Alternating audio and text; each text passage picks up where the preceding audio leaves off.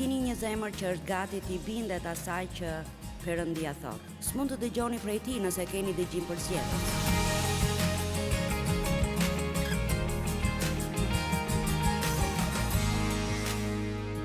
Në rregull, do të flas sot në lidhje me udhëheqjen hyjnore apo dëgjimin e zërit të Perëndisë. Ndoshta një nga ato kërkesa që s'është kryesore nga ato që marrim, kërkesa kryesore për lutje që ne marrim është për fëmijët dhe për njerëzit e dashur. Dhe sigurisht që ne e kuptojmë se njerëzit janë të shqetësuar për fëmijët e tyre që s'po ecin me Perëndin. Por tjetra është për udhëheqje.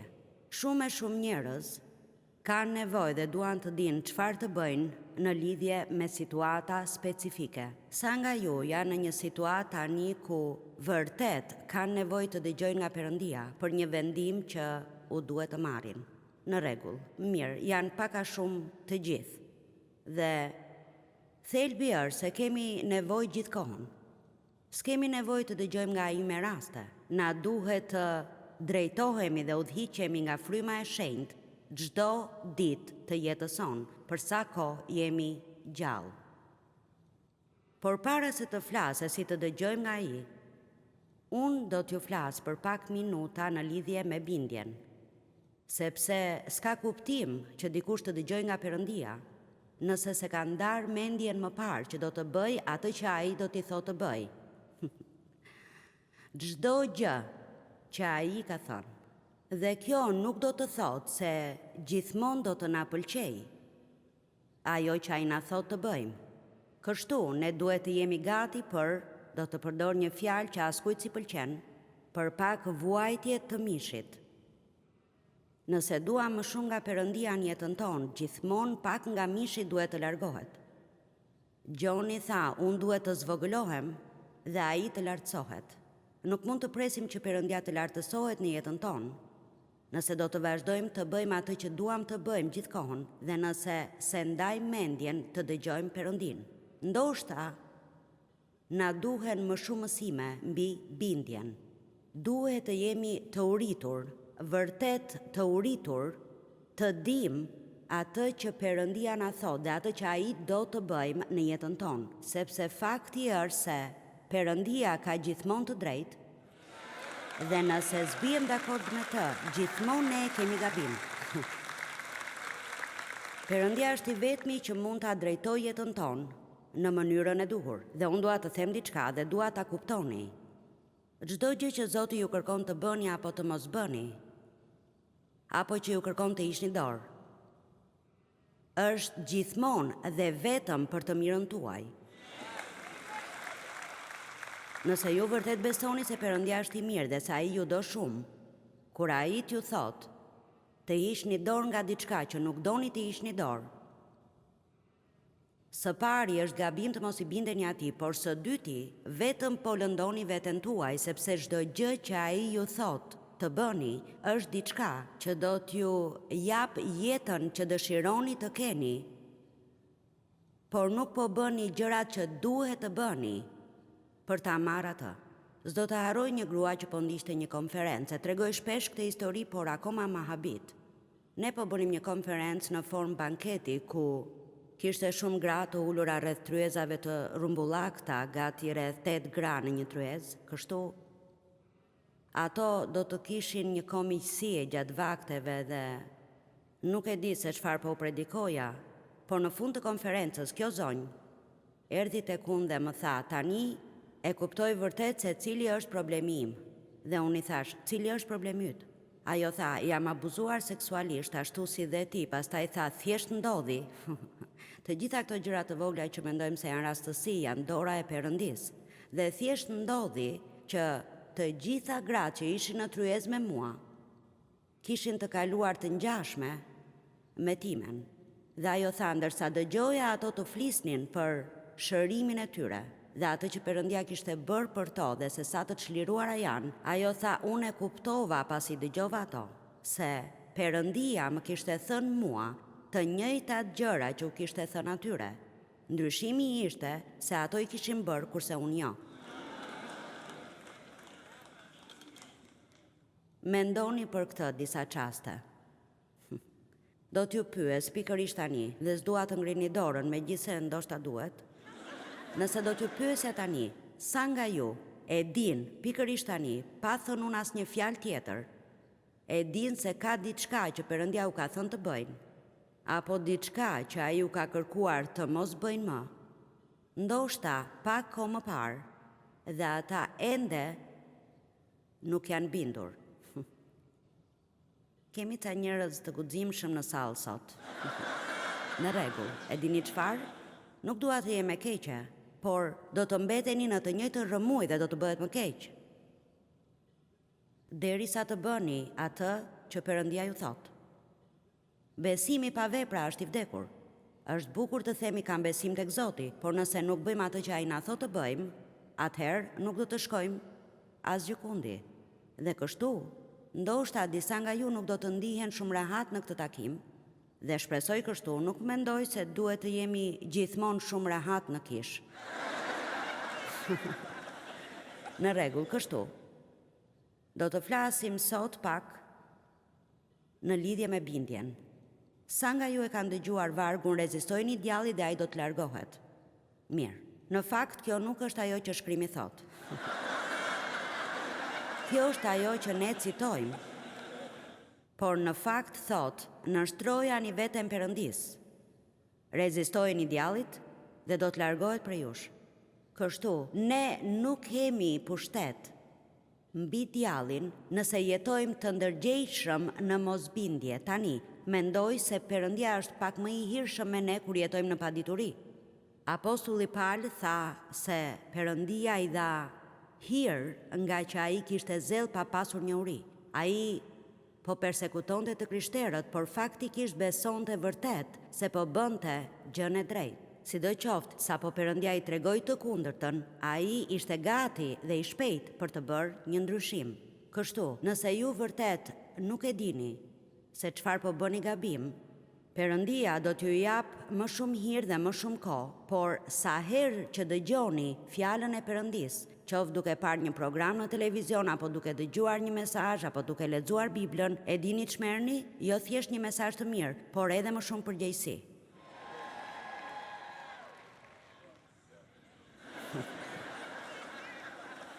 Sepse tani ju dini diçka që nuk e dinit më parë, dhe kështu nëse vazhdoni të bëni të njëjtën marrëzi që bënit para se të dinit gjën e drejtë, tani do të përjetoni anën tjetër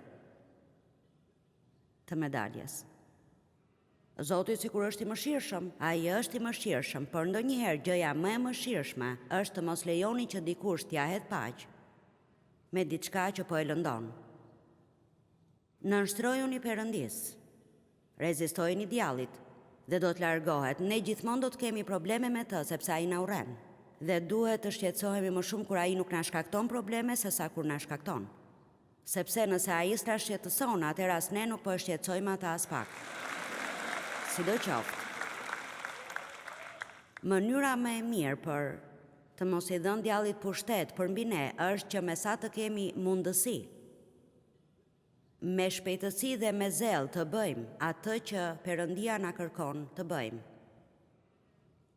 Me shpejtësi dhe me zel të bëjmë çdo gjë që Perëndia na kërkon të bëjmë.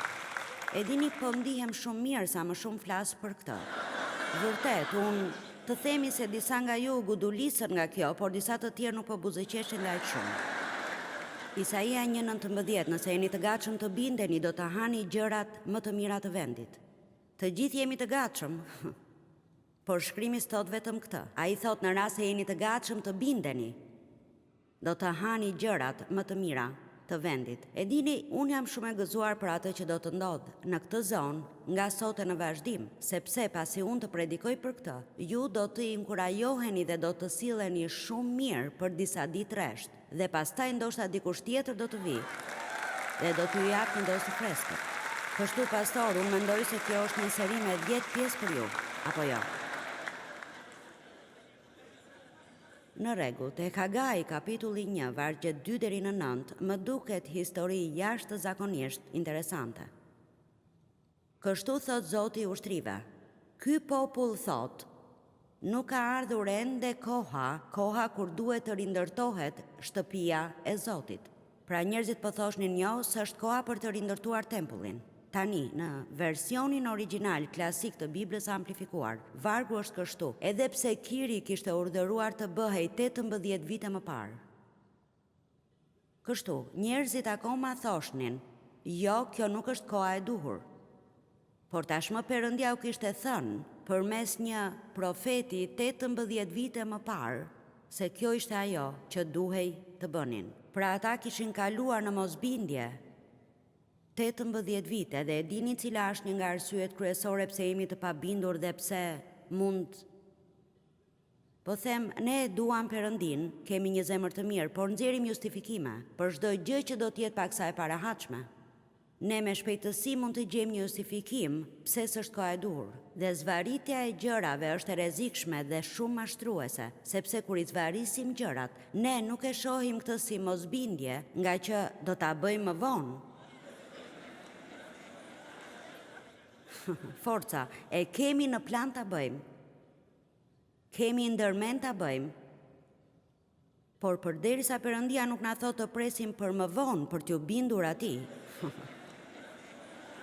Atëherë, nuk I jemi bindur atij derisa të bëjmë atë që na ka kërkuar të bëjmë. Haleluja! Fjala e Zotit ju drejtua atyre me anë të profetit Hagai, duke thënë a është vallë për ju koha për të banuar në shtëpitë tuaja të mbuluara mirë, ndërsa ky tempull I Zotit është ende I rënuar. Pra, Zoti po u thot atyre, ju thash të rindërtoni shtëpinë time, por jeni duke ndërtuar shtëpitë tuaja. E dini, ne duhet të jemi më të zënë duke ndërtuar mbretërinë e Perëndis, se sa të zënë duke shtuar më shumë për portofolin tonë. Prandaj Zoti I ushtrive thot tani, mendoni mirë për sjelljen tuaj, reflektoni mbi sjelljen tuaj. Ju keni mbjell shumë, por keni korrur pak. Hani, por jo aq sa të ngopeni. Pini, por jo aq sa të shuani etjen tuaj. Unë ende po luftoj me këtë, nuk jam shumë e sigurt. Por është aty, është në Bibël, kështu. Dua të them se nuk mendoj se kjo do të thotë shkoni e të deheni, por gjithsesi. Janë mistere. Ju visheni, por askush nuk rin ngrohtë. Ai që fiton një mëditje e fiton për ta shtënë në një qese të shpuar, sepse Zoti s'po ju jep bekime. A jeni ndjerë ndonjëherë kështu më parë?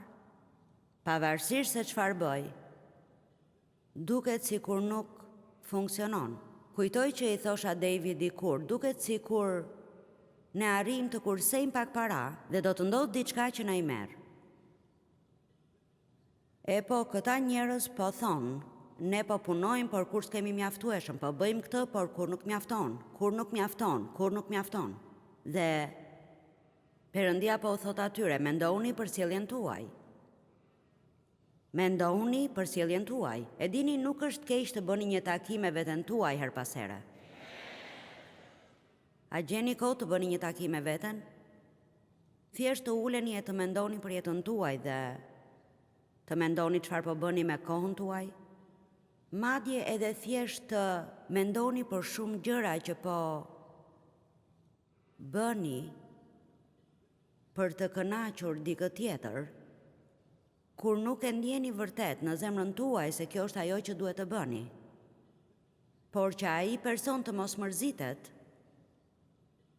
harxhoni kohën me gjëra që nuk ndjeni as pak vajosje, nuk keni hir për t'i bërë, madje as nuk ju pëlqejnë, por edhe kjo është mosbindje ndaj Perëndis. Perëndia ka një paracaktim për gjithë secilin nga ju dhe me siguri mund të them se nëse doni ta përmbushni atë, ka shumë mundësi që ju duhet të zemëroni disa njerëz.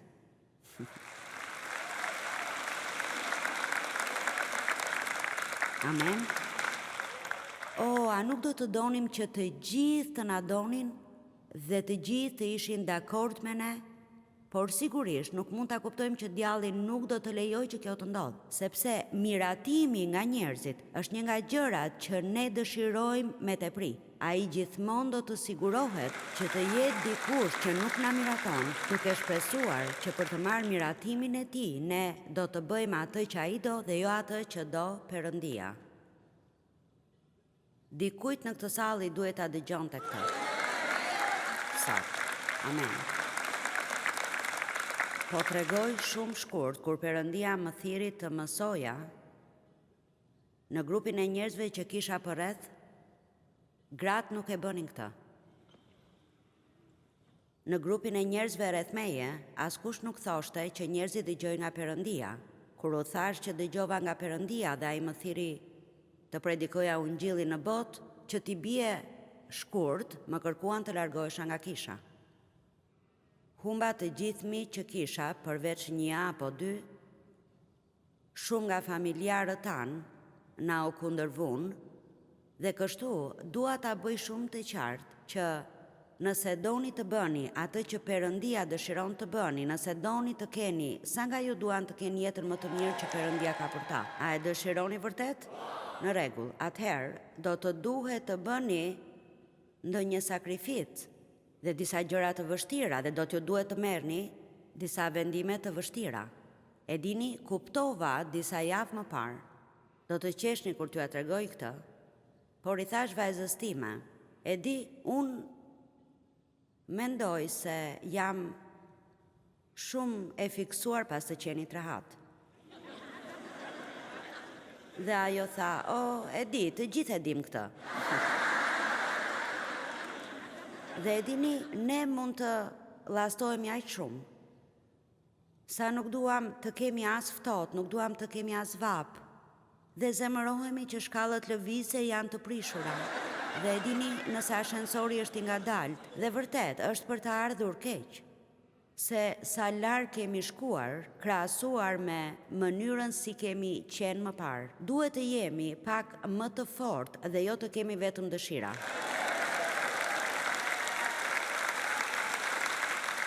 Unë dua të shoh njerëz të fortë dhe të besojnë se mund të bëjnë çdo gjë që Perëndia do të bëjnë dhe të jenë njerëz që marrin vendime. Unë nuk do të dorëzohem, djallë mos të shkojnë ndërmend, sepse unë nuk do të dorëzohem.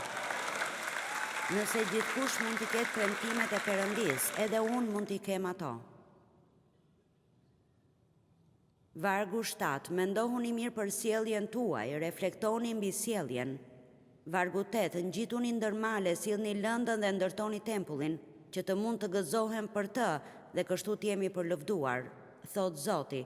Vargu 9. Ju prisnit shumë, por në realitet keni pasur pak. Pastaj, kur e keni çuar në shtëpi, unë e shpërndava. Pse, thot Zoti ushtrive, për shkak të tempullit tim, që është i rënuar, ndërsa secili prej jush rend në shtëpinë e vet.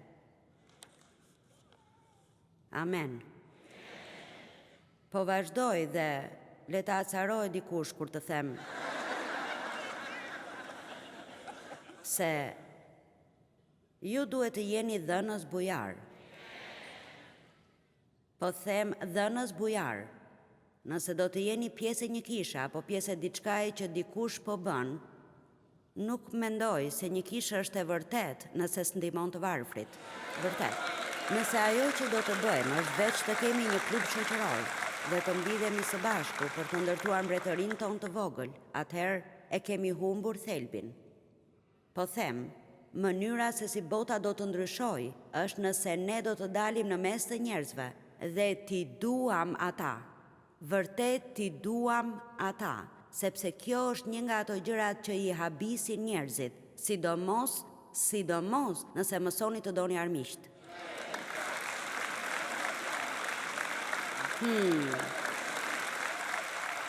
Tani e shihni, me një herë kjo i shkaktoi pak dhimbje dikujt.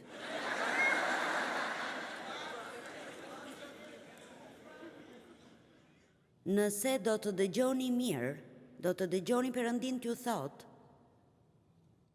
të ndihmoni atë person që ka qenë i keq me ju në zyrë dhe tani ka nevojë. E shihni, pa shikoni, ju po bëni Dëgjoni, kështu e vërtetoni krishtërimin tuaj. Kjo shkon përtej ngjitses në makinë dhe kryqit që keni në qafë. Do të thotë se tani duhet të vini në veprim atë që thoni se jeni. Nëse do të jetonim siç duhej, nuk do të na duheshin shumë predikime. Njerëzit do të na kërkonin një përgjigje.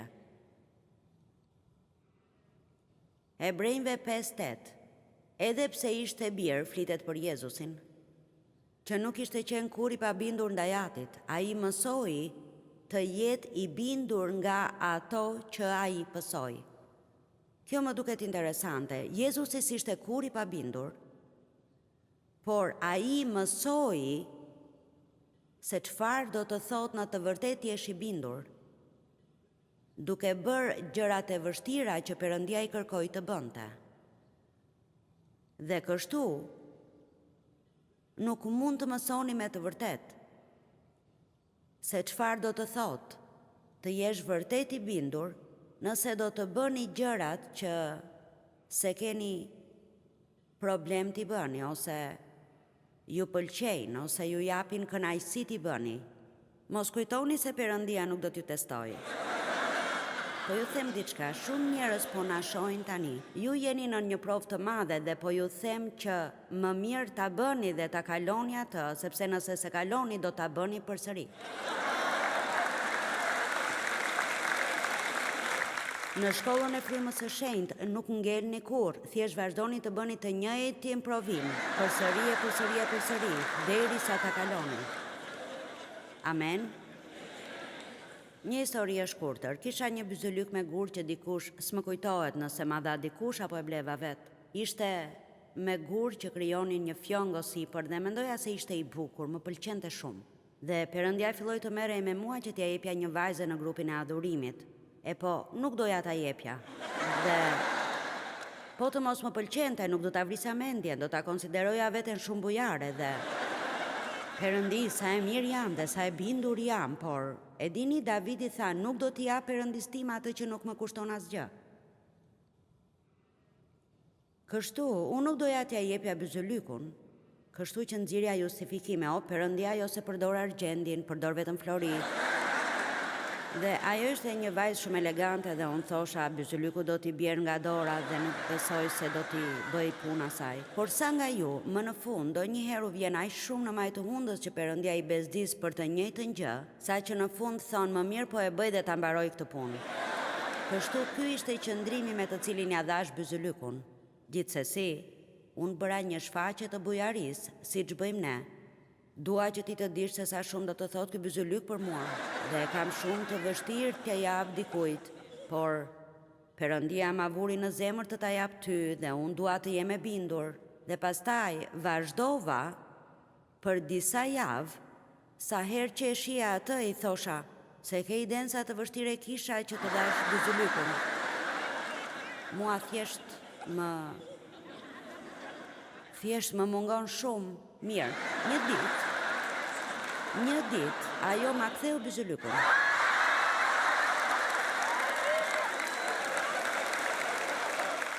Dhe më tha, ndjeva që Perëndia më tha të ta ktheja përsëri. Unë mendova,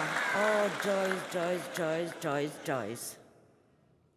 Por ja çfarë është interesante, e kam ende byzylykun. Por ja çfarë dua t'ju them. Nuk e kam vënë asnjëherë të vetme që atëherë. E dini ç'më mësoi Perëndia? Kur unë vë gishtin mbi diçka, ajo gjës të përket më ty. Tani dëgjoni, dhe nëse e mban atë, nuk do të ndjesh asnjë kënaqësi.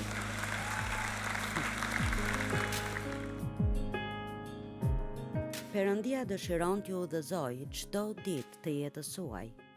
Unë ju sugjeroj të filloni duke besuar se mund të dëgjoni prej tij dhe të jeni të gatshëm të bëni çdo gjë që ai ju thotë të bëni. Të gjithë ne duhet të mësojmë se si të dëgjojmë nga Perëndia. E mësojmë duke studiuar, e mësojmë gjithashtu dhe nga përvoja.